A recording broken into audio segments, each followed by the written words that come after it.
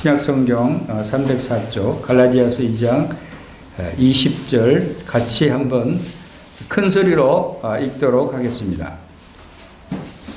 시작. 내가 그리스도와 함께 십자가에 못 박혔나니 그런즉 이제는 내가 산 것이 아니요 오직 내 안에 그리스도께서 사신 것이라. 이제 내가 육체 가운데 사는 것은 나를 사랑하사 나를 위하여 자기 몸을 버리신 하나님의 아들을 믿는 믿음 안에서 사는 것이라. 아멘. 이 말씀을 본문으로 오늘은 그리스도인의 생명의 본질에 대해서 말씀을 살펴보도록 하겠습니다. 이제 요즘 날씨가 많이 따뜻해지고 봄이 왔습니다. 여러분, 봄이라는 계절, 봄에라는 단어가 무슨 뜻인지 아십니까? 왜 봄이라고 그랬을까요? 봄 되면 많은 것들이 새롭게 솟아오릅니다. 겨울에 움츠렸던 새싹들이 숨어있던 생명들이 기지개를 펴고 이제 새롭게 돋아나는 계절이라 많은 것을 볼 수가 있습니다. 겨울에 볼 수 없었던 많은 그 모습들을, 아름다운 것들을 볼 수 있어서 우리들로 하여금 눈을 즐겁게 해줍니다. 그래서 본다는 의미의 봄자가 봄이라는 계절입니다. 봄 되면 많은 것을 볼 수 있다. 그래서 봄이라고 말이 붙었다고 합니다.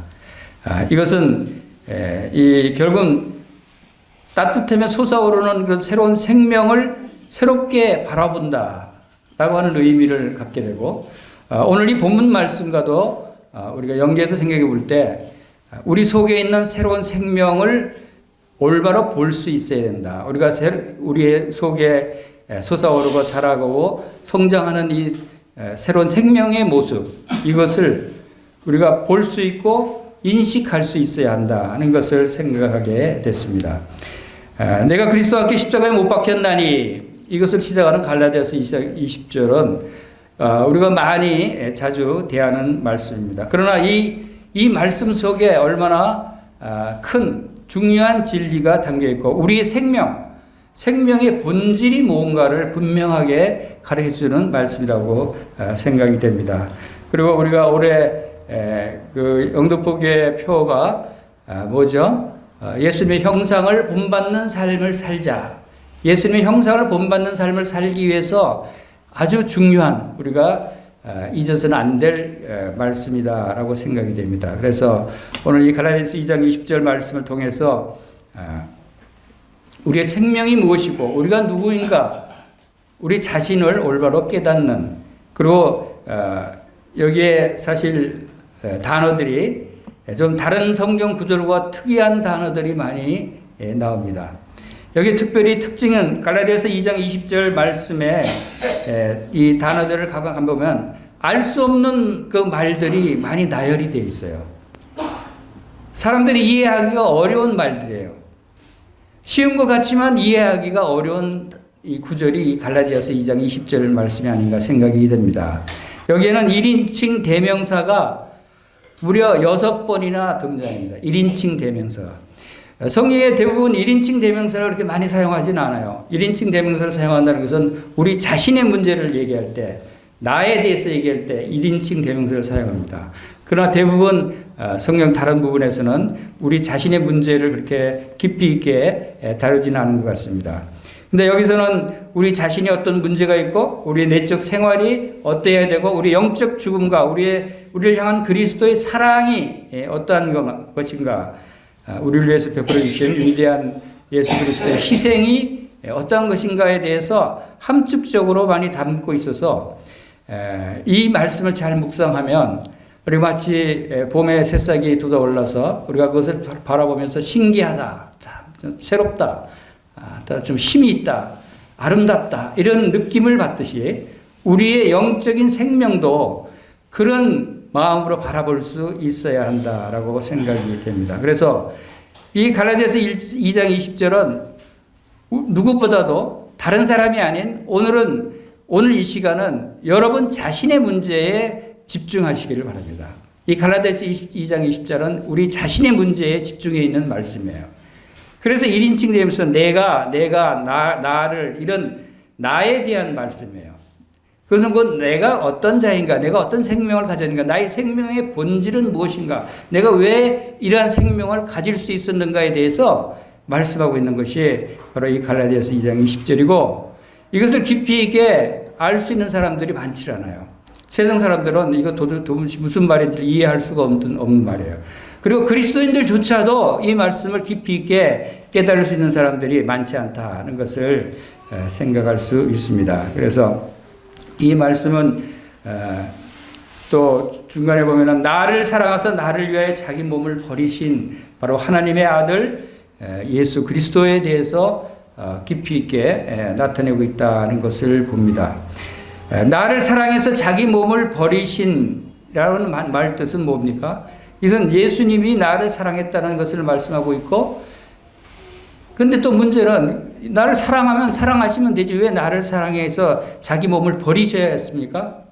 왜 예수님이 여러분을 사랑해서 여러분을 위해서 목숨을 버려야 합니까? 사랑하는 사람은 왜 버리는 일이 필요가 없잖아요. 왜 버려야 돼요? 이것은 무엇을 의미하냐면 여러분 자신이 얼마나 연약하고 여러분 자신이 얼마나 위험한 처지에 있는가를 우리에게 깨닫게 해주는 거예요. 사랑하는 사람이 나를 위해서 사랑을 많이 베풀어주고 많은 것을 부여하게 하면 되는데 왜 죽어야 돼요? 죽지 않으면 안 될, 죽지 않으면 살아날 수 없는 위급한 상황이 있는 것이 우리 자신의 처지이기 때문에 바로 그리스도께서는 우리를 살리기 위해서, 우리 위급한 상황을 살리기 위해서 사랑하지 않으면 그러한 목숨을 버리기까지 하지 않죠. 그래서 이런 희생적인 사랑을 베풀어야 하는 이런 상황이라는 것은 우리가 얼마나 연약하고 얼마나 위급한 상황이고 얼마나 참 이러한 심판을 받을 대상인가라는 것을 돌아보게 하는 것입니다. 그래서 이 말씀은 우리 자신의 정체성을 생각하게 하는 말씀이다. 그리고 이 말씀은 우리가 흐릿한 우리 자신에 대한 생각, 믿음을 분명하게 보여주는 말씀이라고 생각이 됩니다. 마치 먼 옛날에 우주를 탐구하던 천문학자들은 천체 망원경이 없을 때는 멀리 우주에 별들이 이렇게 모여 있는 별들의 운집군을 보면 저거는 무슨 어떤 우주의 먼지들이 모여 있는 것이 아닌가 하는 생각 정도로 끝냈어요. 그런데 망원경이 나오면서 자세히 살펴보니까 그 구름 같은 운집해 있는 그 빛들이 하나하나가 다 영롱한 별들이었고 발광체들이었다 하는 것을 알게 됐어요. 그러니까 망원경이 있어야 그것을 자세히 볼 수 있고 그것이 어떤 모습인가를 알 수 있었듯이 우리가 믿음의 눈으로 우리 자신을 살펴보지 않으면 우리도 그냥 일반 사람들하고 똑같이 먹고 자고 생활할 수 있는 밖에 없는 그러한 생명을 가진 사람들이라고 치부할 수밖에 없다. 그래서 이 하나님의 말씀을 성령의 인도하심으로 깊이 있게 묵상하고 들여다보는 그러한 말씀이다라고 하는 것을 우리가 볼 수 있습니다. 그래서 하나님과 나와의 개인적인 관계, 예수 그리스도와의 나와의 개인적인 관계, 내가 지금 살아있는 이 생명이 어떤 생명인가 하는 것을 분명하게 살펴보는 것이 좋을 것 같습니다. 그래서 우리가 이 말씀을 분명하게 안다면 우리가 얼마나 다른 사람들과 다 분명히 구별되어진 다른 하나하나 개체를 들여다보면 보석과 같은 영롱한 별과 같이 빛나는 그러한 존재들이다라고 하는 것을 알 수가 있을 것 같습니다. 그래서 이 말씀 갈라디아서 2장 20절 말씀 다시 한번 읽어보겠습니다. 내가 그리스도와 함께 십자가에 못 박혔나니 그런즉 이제는 내가 산 것이 아니요 오직 내 안에 그리스도께서 사신 것이라. 이제 내가 육체 가운데 사는 것은 나를 사랑하사 나를 위하여 자기 몸을 버리신 하나님의 아들을 믿는 믿음으로 믿음 안에 사는 것이다 라고 하는 것을 볼 수 있습니다. 여기서는 나가 등장하고 또 나의 인격이 여기에 나타나고 또 다른 한 분의 인격체가 나타납니다. 그게 누굽니까? 그것은 하나님의 아들 예수 그리스도의 인격체가 등장합니다. 그래서 나라는 인격과 예수 그리스도의 인격이 섞여 있어요. 연합되어 있다고 말할 수 있는 것이죠. 이것이 어떤 일입니까? 어떻게 내 속에 나와 예수 그리스도의 인격이 같이 들어가 있을 수 있어요? 이것이 바로 이 말씀이 나타내는 바다라고 하는 것을 볼 수가 있습니다. 그 하나로 연합되어 있는 동일체다, 한 몸된 지체들이다, 이런 표현들을 우리가 씁니다만, 하와이의 마우이 섬에 가면 그 반얀추리라는 굉장히 큰 나무가 있어요. 반얀추리. 그것은 그 나무의 특징은 그 나무가 분명히 한 그루 나무인데 그 나무의 그늘이 얼마나 크게 펼쳐져 있냐면 그 그늘이 3,000평이나 돼요. 한 나무의 그늘이. 그 안에서 콘서트도 열리고 시장도 열리고 오락도 하고 다양한 공간들이 한 나무 그늘 아래서 이루어질 수 있어요. 그만큼 나무 그늘이 굉장히 울창하고 크다는 거죠.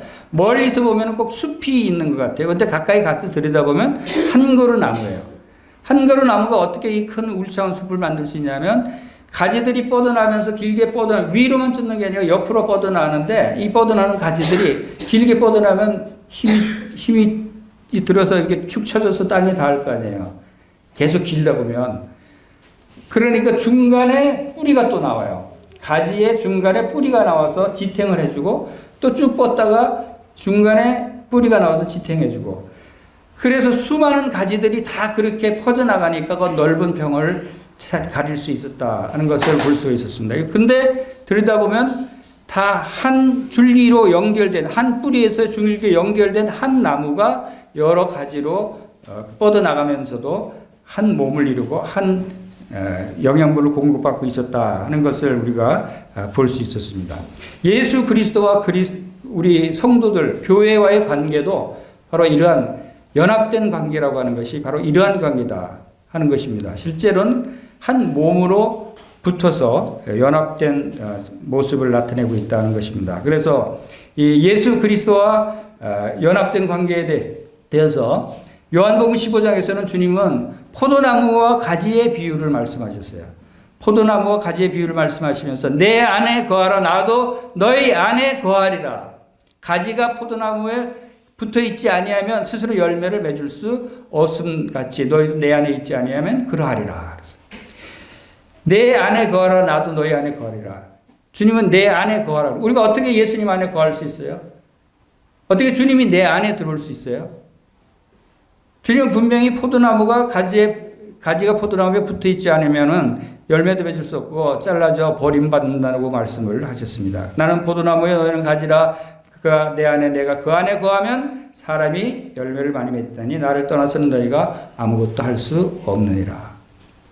자, 주님과 우리의 관계가 어떤 관계가를 분명히 알 수 있어야 됩니다. 그것은 한 생명체고 한 몸이다라고 하는 것입니다. 근데 이 한 생명체가 한 생명이 어떻게 구성되어 있냐. 나라고 하는 존재가 있는데 왜 또 주님이라고 하는 존재하고 어떻게 동거할 수 있느냐, 연합될 수 있느냐 하는 것이 문제죠.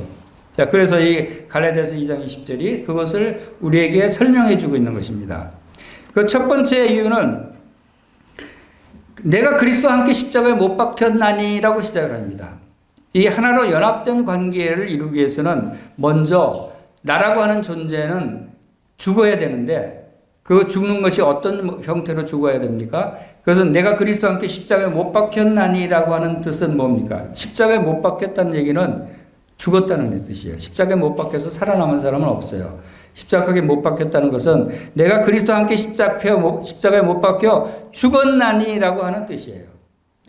내가 죽어야 내 안에 그리스도께서 사실 수 있다고 하는 사실을 우리에게 말씀하고 있는 것입니다. 이것은 마치 예수 그리스도는 모든 택한 백성들의 대표자이기 때문에 예수 그리스도가 십자가에 죽으셔서 사실은 그러나 우리의 대표다 되시는 예수 그리스도가 십자가에 못 박혀 죽었기 때문에 우리 모든 사람들이 십자가에 못 박혀 죽었다라고 하는 것을 우리가 여기서 알 수가 있습니다. 그래서 죽음을 통해서 우리 자신이 죽어야 한다.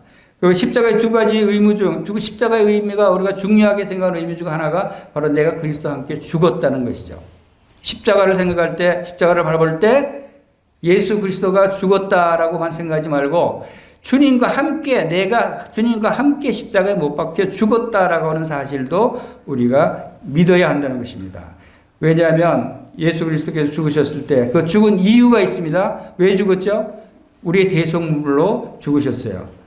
그래서 성경대로 그리스도께서 우리의 죄를 위하여 죽으시고 우리 죄 때문에 죽으셨다고 말씀하십니다. 그리고 고린도전서 10장 16절에서는 우리가 축복하는 바 축복의 자는 그리스도의 피에 참여함이 아니냐, 우리가 떼는 떡은 그리스도의 몸에 참여함이 아니냐.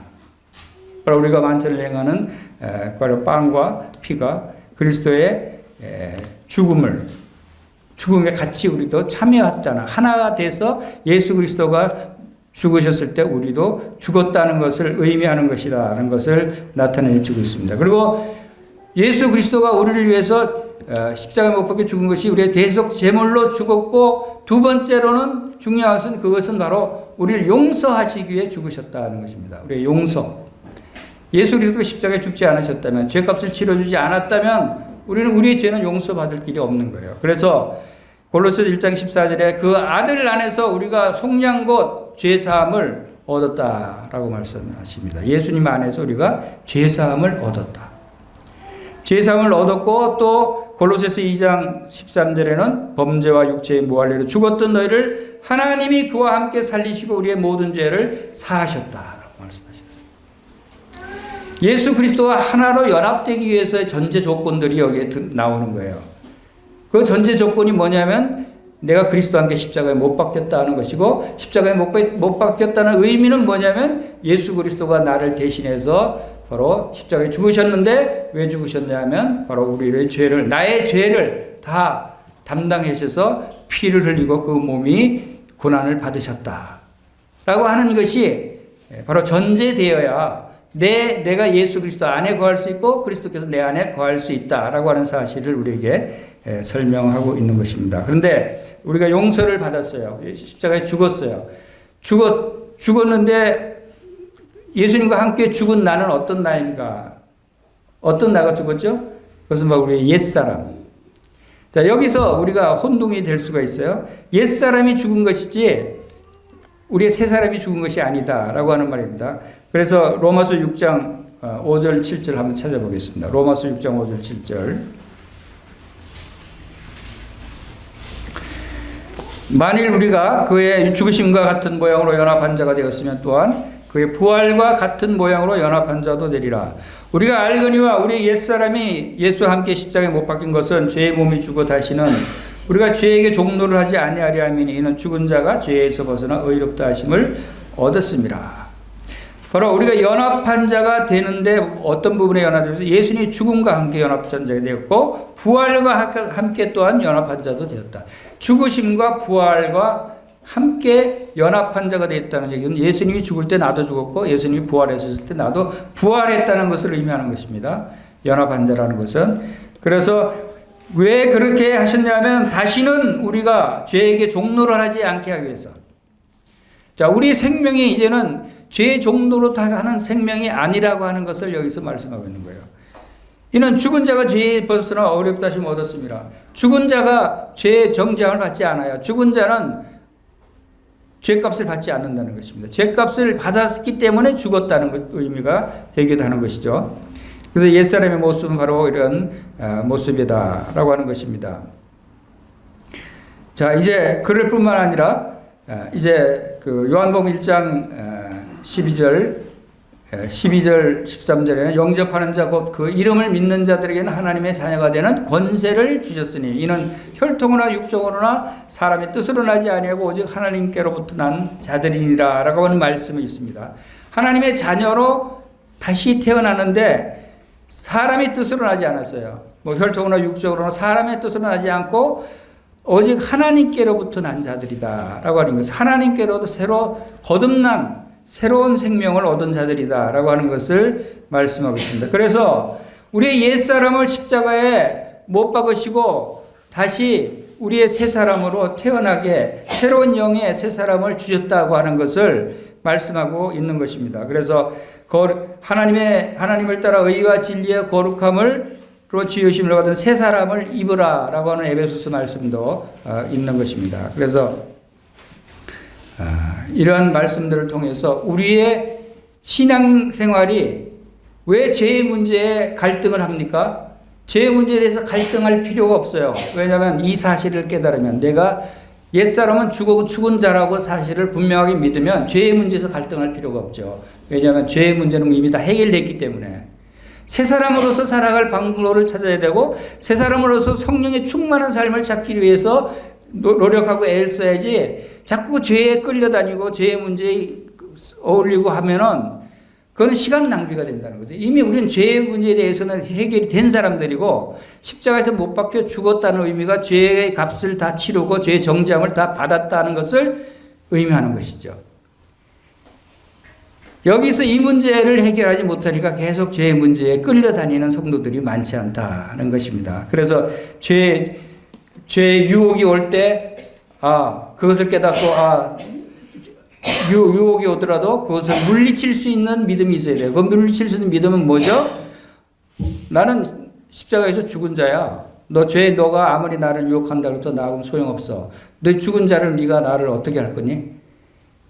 나는 죽은 자라고 하는 인식, 그런 믿음을 우리가 가진다면 물리칠 수 있다고 생각해야 됩니다. 요즘 많은 사람들, 많은 성도들도, 많은 청년들도 이 세상에 살기 때문에 어쩔 수 육신적인 그런 욕망과 육신적인 그런 필요에 따라서 구하기도 하지만, 그러나 그것이 영적인 것보다는 세상적인 것에 더 앞서서 세상적인 부와 또 세상적인 권세와 명예 이런 것들을 추구하는 그런 경향들이 많이 있습니다. 또 결혼을 앞둔 청년들도 요즘 결혼 중매를 해보다 보면은 먼저 스펙을 물어요. 그리고 얼굴 사진을 봐야 돼요. 사진 보고 스펙 따져보고 가정 환경도 봐야 돼요. 웬 조건이 그렇게 많은지 그런 걸 다 설명해주고 나서 뭐가 안 맞느니 결혼 중매 아주 성사되기가 아주 힘듭니다. 그런데 아직도 이런 청년들이 있다고 하는 사실을 생각하고는 주님께 놀랐어요. 그 안산 동북교회, 이건 이제 실명으로 얘기해도 되는지 모르겠지만, 안산 동북교회 김철애 형제님 아이들이 몇 명이죠? 9명입니다. 다 입양 아들이죠. 그 중에 맏아들이 있어요. 바나바라고 하는 맏아들이 35이에요. 35살 살 땐 이 청인 아들을 결혼시키기 위해서 그 아버지가 얼마나 많이 전국을 다니면서 소개를 했는데, 지금까지 10명의 자매들이 소개가 됐는데 다 퇴짜맞았어요. 저 자매들이 싫대요. 왜냐하면 스펙을 따지죠. 직장은 다니고 있어요. 그런데 얼굴도 내가 볼 때 미남이에요. 신실해요. 성실해요. 근데 왜 거절했냐? 그 집에 시집을 가면 시동생이 몇 명이죠? 시동생이 8명이에요. 시어머니는 지금 어떤 상태예요? 지금 암 투병 중이에요. 난 그런 데 가서 도저히 못 견딘다고. 가서 희생하고 고생하고 할 생각을 하니까 이제 끔찍한 거죠. 그래서 10번이나 거절을 당했대요. 그런데 기적 같은 일이 일어났어요. 이 바나바 형제가 한 3분짜리 그 간증을 한 걸 이제 홈피에서 보고, 지금 GNTV도 올라와 있는데, 그걸 보고 여수에 있는 어떤 자매가 만나보지도 않고 그 아버지한테 얘기해서, 아버지 결혼할 사람이 생겼어요. 이 사람하고 결혼할 거예요. 아니 그 사람이 누군데? 그 김철애 형제님 아들이요. 아니 그 시동생도 많고 집안이 그렇게인데 어떻게 살려고 그러냐는데, 주님께서 그 집에 가면 할 일이 있다고 말씀하셔요. 그 집에 가서 내가 할 일이 있을 것 같아요. 많이 희생하고 싶은 그런 마음을 주신 거예요, 주님이.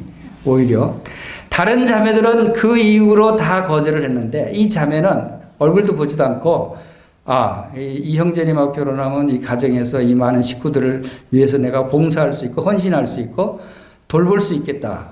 내가 희생할 수 있는 가정이겠다. 완전히 반대로 생각한 거 아니에요? 이것이 자기 자신은 십자가에 죽은 자이기 때문에 이제 주님을 위해서, 주님의 고난을 위해서 내가 자발적으로 이렇게 희생하는 그런 심령을 주님이 주셨다고 믿어요. 그리고 그 바나바 형제가 간증한 내용이 뭐였냐면, 영상을 올린 간증한 내용이 창세기 24장에 그 이삭의 아내 리브가를 데리고 오기 위해서 늙은 종을 이제 보내죠.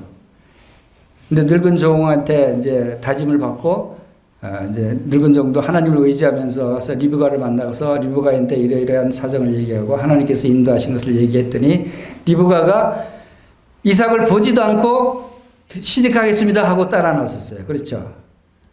리브가가 이삭의 얼굴도 안 보고 만나보지도 않았는데 그 먼 알지도 못하는 먼 길을 따라 나서서 시집을 가겠다고 한 것은 온전히 리브가의 믿음이었죠.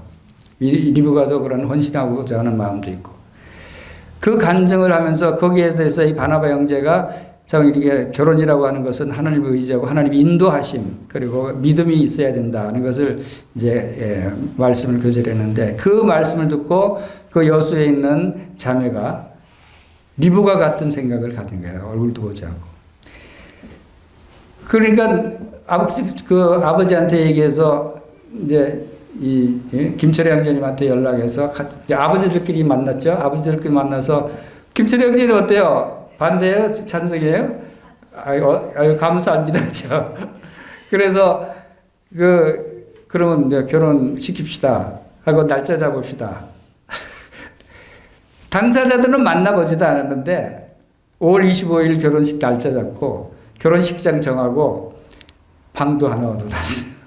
당사자들은 전화로만 이제 나중에 통화를 한 2번 하고 그리고 지난주에 이제 양가의 상견례를 해서 같이 손잡고 사진 찍은 게 올라왔더라고요.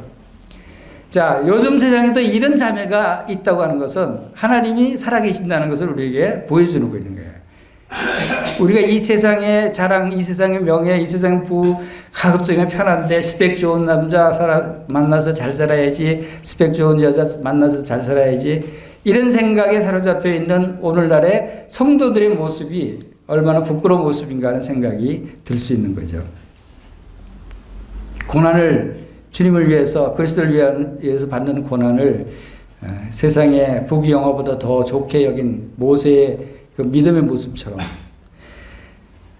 그래서 5월 25일 날 선한 사마리아와 넓은 잔디 운동장에서 결혼식을 한답니다. 야외 결혼식을.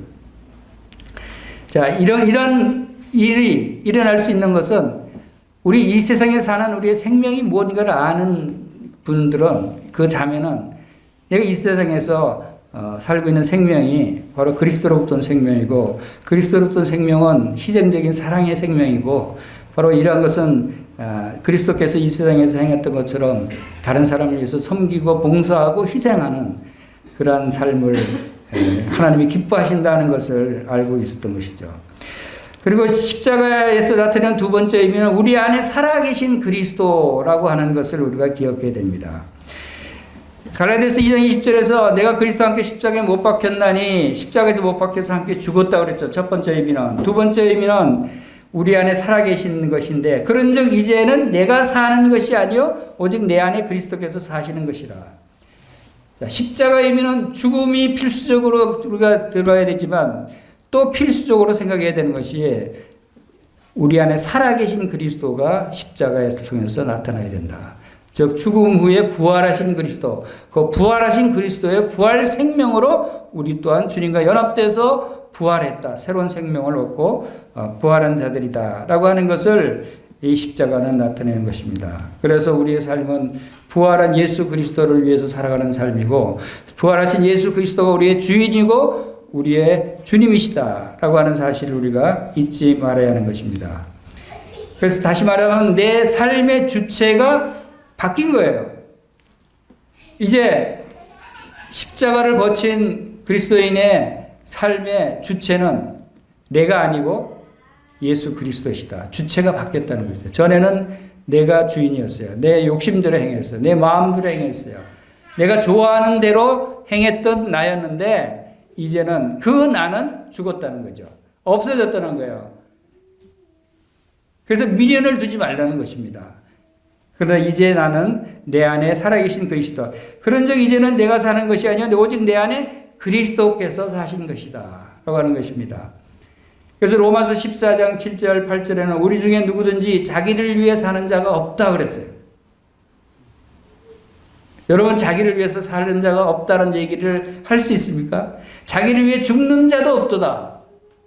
이제 자기 나라고 하는 존재는 없어진 거예요. 우리 영적으로 볼 때는 자기를 위해 사는 자가 없고 자기를 위해 죽는 자도 없다. 누가? 성도들은, 예수 그리스도를 믿고 구원받은 성도들은 이것이 기본 그리스도인의 생명의 본질이라는 거예요. 우리가 살아도 주를 위해 살고 죽어도 주를 위해 죽나니 그러므로 사나 죽으나 우리가 주의 것이로다 라고 했어요. 사나 죽으나 우리는 주의 것이다. 왜? 나는 죽었고 내 안에 그리스도께서 사시기 때문에 내 안에 사시는 분이 나의 주인이에요. 내가 이 주님을 위해서 살고 주님을 위해서 죽을 수 있는 그러한 믿음을 가져야 한다는 것을 여기에 말씀하고 있습니다. 킹 제임스 버전에서는 이 말씀을 그런 적 이제는 내가 사는 것이 아니요 라고 하는 이 말씀을 어떻게 번역을 했냐면 내가 그리스도와 함께 십자가에 못 박혔으나 그럼에도 불구하고 사노라 그랬어요. 십자가에 못 박혔으면 죽는 거라 그랬죠. 아까 십자가에 못 박혔는데 뭘 또 바로 그 개혁개정에서는 그런 적 이제는 내가 사는 것이 아니요. 그러니까 죽었으니까 내가 사는 게 아니라고 부정하죠. 그리고 내 안에 그리스도께서 사신다 그랬어요. 킹제임스 버전에서는 뭐를 더 붙였냐면 그럼에도 내가 죽었지만 그럼에도 불구하고 산다. 그러나 내가 아니다. 자, 내가 십자가에 못 박혀 죽었는데 그렇지만 그럼에도 불구하고 나는 살았다. 이상하죠? 이해하기 힘든 말이에요. 그런데 내가 아니다. 사는 것이 내라고 또 말합니다. 누구냐면 그리스도께서 내 안에 사시느니라 라고 번역을 했어요. 좀 더 구체적으로. 자, 우리가 이게 별 의미가 없는 말처럼 들릴지 모르지만 이것은 굉장히 중요한 의미를 갖고 있어요. 내가 십자가에 못 박혀 죽었다 하는 것은 나는 죽은 자이지만 죽은 자면 이제 살아있는 자가 아니죠. 그러니까 내가 사는 것이 아니다라는 것을 분명하게 얘기하죠. 그 다음에 그럼에도 불구하고 나는 살았는데 내가 아니지만 내 안에 그리스도께서 사시는 것이다. 내 안에 그리스도께서 사신다. 이것이 바로 주님이 누가복음 9장 27절에도 23절에도 누구든지 나를 따라오려거든 자기를 부인하고 날마다 자기 십자가를 지고 나를 따를지니라 라고 말씀하셨어요. 누구든지 나를 따라오려거든. 여러분 예수님을 믿습니까? 예수를 믿는 자입니까? 예수님을 쫓아가고 싶습니까? 그러면 자기를 부인하라고 해요. 자기가 죽었다고 하는 사실을 인정해야 되는 거예요. 자기를 부인하고 날마다 자기 십자가를 지고 나를 따를지니라. 날마다 우리가 죽어야 된다는 거예요. 살아있으면 또 죽여야 되고 살아있으면 또 죽여야 되고 날마다 십자가를 지라는 것은 십자가는 고난과 죽음을 의미하는 거라고 했죠. 십자가는 죽음이에요. 주님이 나를 따르려면 나의 제자가 되려면 날마다 십자가를 지라고 주님이 말씀하시는 거예요. 이것이 우리의 생명의 본질이에요. 우리의 생명이 어떤 본질을 가지고 있고 어떤 근거에서 나온 생명인가. 내가 죽었다 그러는데 왜 살아있냐. 내 살아있는 생명은 무엇이냐. 이것을 우리가 분명히 이해하고 믿을 때 나는 그럼에도 불구하고 나는 살아있다라고 하는 말을 할 수 있는 것이죠. 내가 산 것이 아니요 오직 내 안에 그리스도께서 사신 것이다. 내가 산 것이 아니라는 거죠. 그래서 우리 그리스도와 한 몸이 되었다. 교회는 그리스도의 몸이고 그 머리는 그리스도시다. 또 그리스도와 우리는 결혼한 신부와 남편이다.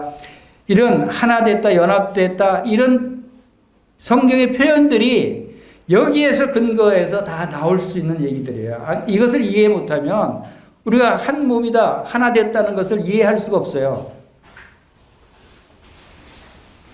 그래서 이 말씀 정말 우리가 가지고 있는 이 생명은 정말 이상한 생명이 아니에요? 세상 사람들이 이해할 수 없는 생명 아니에요? 아주 수수께끼 같은 생명이에요. 그래서 성경에도 바로 이것은 이게 비밀이다 그래서 이 비밀은 만세와 만대로부터 감춰졌던 것인데 이제는 그의 성도들에게 나타났고 그래서 만대 창세 전부터 감춰져 있던 비밀이었어요. 하나님이 그들로 하여금 이 비밀의 영광이 이방인 가운데 얼마나 풍성한지를 알게 하려 하심이라. 이 비밀은 너희 안에 계신 그리스도니 그랬어요. 이 비밀은 우리가 예수 그리스도를 믿는다고 하면 예수 그리스도가 나의 주님이시고 나의 구주시고 나의 인도자시고 나의 목자시다. 이 말씀의 비밀이 이렇게 놀라운 거예요. 생명 자체가 바뀌는 거예요. 새로운 생명으로 바뀐 삶을 사는 거예요. 이것을 깨달으면 더 이상 죄의 문제에 갈등하지 않아요. 죄는 우리하고 상관없어요. 이미 우리는 죽었기 때문에 옛사람은. 이제는 하나님을 기쁘시게 하는 삶을 우리가 몰두할 수 있고 하나님을 사랑하고 우리 마음을 다해 목숨을 다해 뜻을 다해 모든 것을 다해서 하나님을 사랑하고 하나님을 섬기는 그 일에 우리가 집중할 수 있는 거예요. 우리가 이 세상 살면 얼마나 더 살겠어요? 시간 낭비하지 말자는 거죠. 성령 충만한 삶, 말씀에 충만한 삶이 그래서 필요한 것이다 하는 것입니다. 그래서 바로 이어서 또 믿음 안에 이제 내가 육체 가운데 사는 것은 하나님의 아들을 믿는 믿음 안에 사는 것이라는 말씀을 하십니다. 갈라디아서 2장 20절에서 우리가 믿음 안에 사는 삶이 어떠한 삶인가를 왜 그러한 믿음 안에 살아야 하는가를 나타내고 있는 것입니다. 누구를 믿는다고요? 하나님의 아들을 믿는 사람. 우리의 믿음의 대상이 하나님의 아들이라는 것입니다. 연약한 내 자신을 믿는 것이 아니에요. 우리의 믿음의 대상은 하나님의 아들. 그 하나님은 창조주 하나님이에요. 창조주 하나님의 모든 권세와 명예를 다 가지신 그 아들. 이것이 바로 우리의 실제 삶이 믿음의 삶이 돼야 의인은 믿음으로 말미암아 살리라 라고 하는 말씀이 바로 여기서 나오는 말씀입니다. 하나님의 아들을 믿는 그 믿음. 하나님의 아들은 우리의 구원자여 우리의 주인이요 또 우리의 왕이십니다. 우리의 양식이요 우리의 영생이요 우리의 기쁨이요 우리의 평안이 되시는 우리의 모든 충만으로 충만케 하시는 바로 그분이 우리의 믿음의 대상이고 우리 믿음을 인도하시는 분이시다. 그리고 이 하나님의 아들이 어떤 분이라고 그랬어요? 이제 내가 육체 가운데 사는 것은 나를 사랑하사 나를 위해 자기를 버리신 하나님의 아들이에요. 우리가 믿고 우리 안에 거하시는 내 안에 나와 함께 거하시는 이 하나님의 아들은 누구라고요? 나를 사랑하시는 분이시에요. 또 나를 위하여 자기 자신을 버리신 하나님이시죠.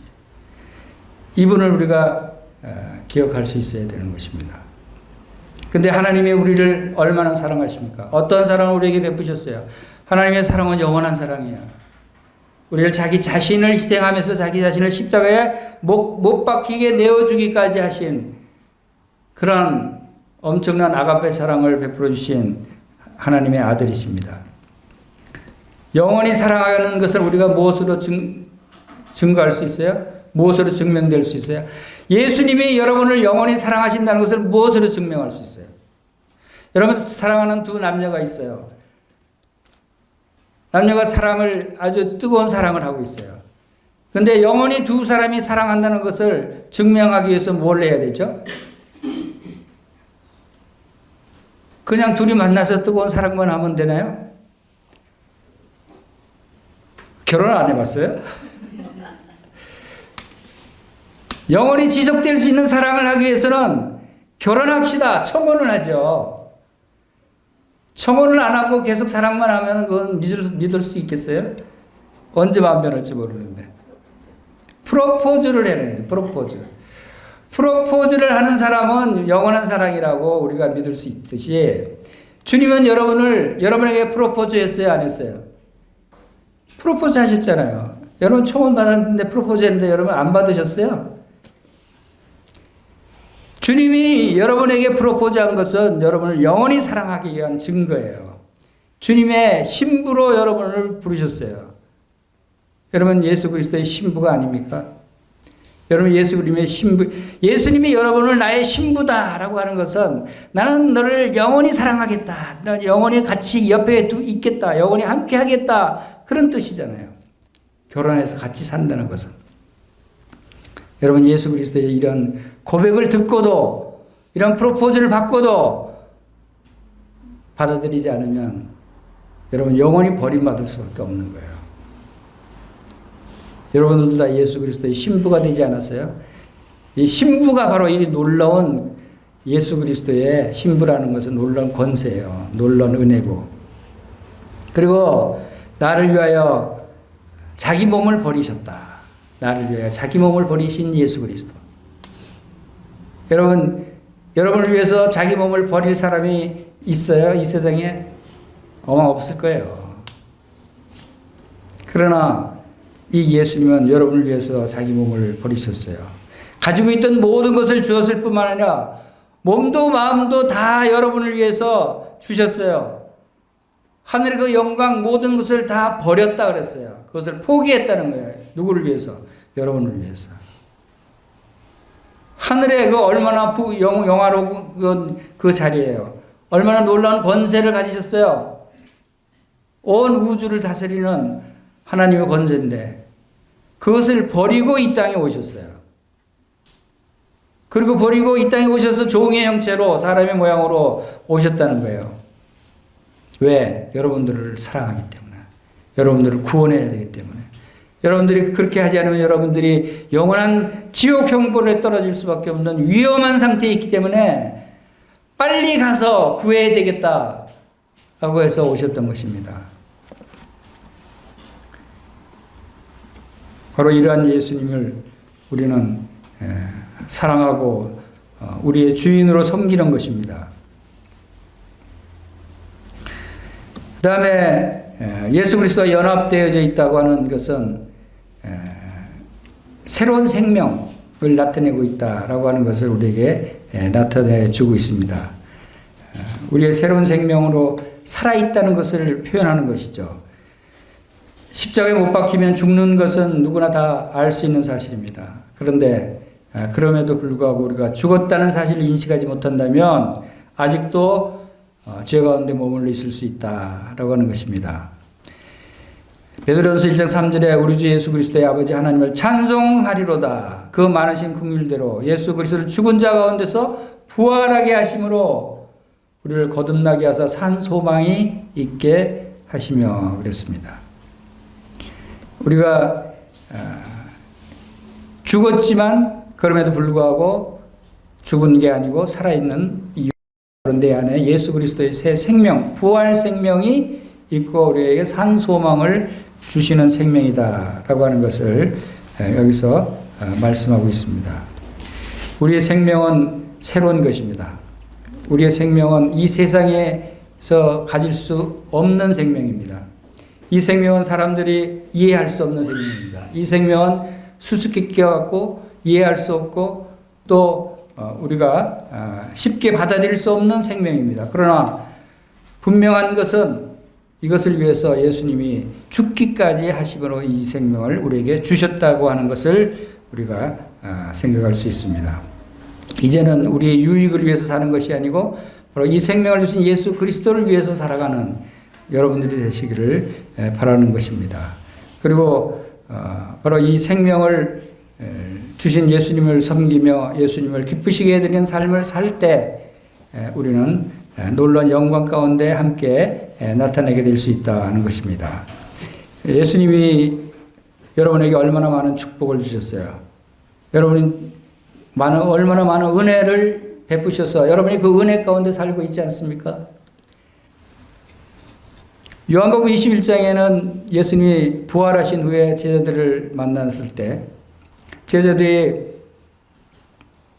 예수님이 죽으신 후에 다 떠나갔다가 부활한 사실을 알지 못하고 이제 낙심해서 이제 고기 잡으러 가자. 그래서 밤새 고기를 잡았어요.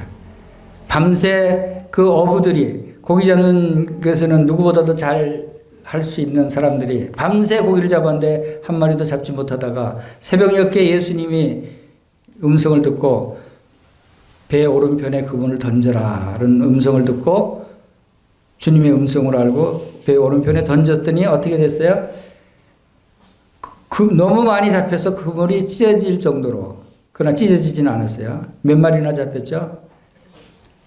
153마리라고, 아마 큰 고기들, 이렇게 큰 고기가 153마리면 그물을 들 수 없을 정도로 많은 그 고기를 잡게 하셨어요.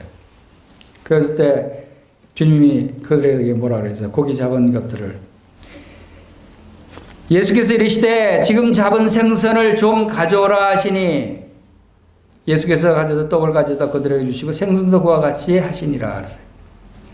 예수님 부활하셔서도 바로 제자들, 자기 사람들을 사랑하시고 그들을 위해서 만나시고 또 행하시고 하는 것을 보게 됩니다. 그런데 주님께서 그 제자들이 시리에 빠졌을 때 그물을 오른편에 던지라 고기를 모아주셔서 주님은 그 고기를 모아주신 거예요. 고기가 있는데 던지라는 게 아니라 고기를 다 불러 모아서 그쪽에서 잡히게 한 거죠. 얼마나 그 큰 물질적인 축복을 받았어요, 제자들이. 근데 그 중에 얼마를 가져오라 그랬어요? 조금 가져오라, 조금. 그 중에 조금 가져오라 하고 주님이 말씀하셨어요. 그 제자들이 갖다 드렸어요, 안 드렸어요? 드렸어요. 만약에 오늘날 같으면 여러분 드리겠어요, 안 드리겠어요? 엄청난 고기를 많이 잡게 하셨는데 나에게 조금 가져와라 하고 주님이 말씀하시면 가져오겠어요, 안 가져오겠어요? 지금 가져오고 있어요? 다시 한번 잘 생각해 보세요. 지금 주님께 드리고 있어요? 하나님이 여러분에게 얼마나 많은 축복을 주셨어요? 지금까지. 집을 주시고 자동차를 주시고 건강을 주시고 자녀들을 주시고 직장을 주시고 사업을 하시고 돈을 벌게 하시고 얼마나 부유해졌어요. 근데 주님은 조금 가져와라 말씀하시는데 그게 아까워서 안 드려요. 그렇지 않아요? 드리고 있어요, 여러분? 우리가 생각해 봐야 돼요. 이 말씀을 생각하면서 주님이 많이 가져오라고 그러는 것도 아니에요. 여러분 집 전 재산을 다 바치라고 그러는 것도 아니잖아요. 여러분 자식을 바치라는 얘기도 아니잖아요. 내가 너에게 베푼 축복에 조금만 가져와라. 그것이 우리에게 오늘날 주님께서 교회 헌금을 하라는 말씀도 되고 또 그 건축을 위해서 건축 헌금을 말씀하실 때도 있고 또 선교를 위한 선교 헌금, GNTV를 위한 GNTV 후원 헌금 이런 것들을 통해서 내가 너에게 베푼 축복을 조금씩 안에서 헌금을 해라 라고 하시는 거예요. 근데 그런 걸 우리는 아까워서 주저하고 있는 거예요. 제자들이 조금 가져오라 했을 때 조금 갖다 드렸더니 주님이 그거 혼자 다 드셨어요? 그거 주님이 드시려고 주님이 쓰려고 가져오라고 그랬어요? 아니에요. 그것을 손수 구워서 제자들에게 먹이셨어요. 거기다가 또 떡까지 더 얹어서 더 드렸어요. 가져온 생선에다가 떡까지 더 드렸어요. 우리가 주님께 드리는 헌금 헌신들이 누구를 위한 거냐면 여러분들을 위한 거예요. 예를 들어서 교회 건축 헌금을 하는데 헌금을 하시면 그 건축한 그 교회가 누가 써요? 여러분들이 쓰지 않아요? 여러분들이 생활하지 않아요? 여러분들을 위해서 헌금을 하는 거예요. 선교 헌금을 하고 GNTV 헌금을 하고 하는 것도 여러분 그거 누구를 위해서 헌금하는 거예요? 여러분들을 위해서 헌금하는 거예요. 여러분들이 선교하는데 동력하는 것이고 그 여러분들이 그 동력에 대한 상급을 여러분들이 함께 누리는 거예요. 그리고 여러 배로 하늘나라 가서 여러 배로 더 상을 주시는 것이죠. 내 안에 살고 계신 주님이 나의 모든 것을 주신 축복하신 분이시고 모든 은혜를 베푸신 분이세요. 모든 것을 주셨는데 조금 가져와라 해도 주저하고 아끼는 가져오지 않는 분들이 얼마나 주님께 인색하세요. 주님을 기쁘시게 해드릴 수 없다는 거죠. 이것이 바로 우리가 새로운 생명을 받은 우리 안에 거하신 주님의 산 소망을 가진 성도들이 우리가 순종하는 삶을 살기 위해서는 이 생명의 본질을 올바로 알고 이 생명을 올바로 누릴 수 있는 그러한 믿음을 가져야 된다는 생각을 합니다. 그래서 갈라디아서 2장 20절을 제가 내가를 대신해 여러분을 위해서 다시 읽어드리겠습니다. 여러분은 그리스도와 함께 십자가에 못 박혔습니다. 그러므로 이제 여러분이 산 것이 아닙니다. 오직 여러분 안에 그리스도께서 사신 것입니다. 이제 여러분이 그 육체 가운데 사는 것은 여러분을 사랑하사 여러분을 위하여 자기 몸을 버리신 하나님의 아들을 믿는 믿음 안에서 여러분이 살게 되시기를 바랍니다. 이렇게 말씀을 드리고 싶었습니다. 그래서 골로새서 3장 1절에서 4절 말씀도 우리 골로새서 3장 1절에서 4절 말씀 찾아서 함께 읽고 마치도록 하겠습니다.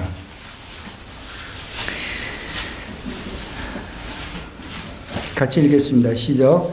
그러므로 너희가 그리스도와 함께 다시 살리심을 받았으면 위의 것을 찾으라. 거기는 그리스도께서 하나님 우편에 앉아 계시느니라. 위의 것을 생각하고 땅의 것을 생각하지 말라. 이는 너희가 죽었고 너희 생명이 그리스도와 함께 하나님 안에 감추어졌습니다. 우리의 생명이신 그리스도께서 나타나실 그때에 너희도 그와 함께 영광 중에 나타나리라. 라고 하십니다. 우리가 그리스도와 함께 죽었다가 다시 살리심을 받았다고 했죠. 이제 우리 다시 그리스도의 생명으로 다시 살리심을 받은 자들로서 무엇을 해야 된다고요? 위의 것을 찾으라. 이 땅의 것을 찾지 말고 위의 것을 찾으라. 위의 것을 생각하고 땅의 것을 생각하지 말아라 라고 말씀하시는 것입니다. 왜냐하면 우리는 죽었고 우리의 생명이 그리스도 안에서 그리스도와 함께 하나님 안에 감춰져 있다. 그리스도와 함께 하나님 안에 감춰져 있다는 거예요. 함께. 그리스도 함께라고 하는 이 말씀이 여러분을 영원토록 지켜주실 것입니다. 영원히 안전케 하실 거예요. 영원히 평안하게 하실 거예요. 우리 자신이 연약하고 어려움을 당할지라도 내가 그리스도와 함께 하는 거예요. 내 생명이 그리스도의 생명이니까. 우리의 생명이신 그리스도라고 그러죠. 4절에 우리의 생명이신 그리스도가 우리의 생명이에요. 그분이 나타나실 때 여러분도 그와 함께 영광 중에 나타날 것입니다. 이것이 우리의 소망입니다. 네. 기도하겠습니다.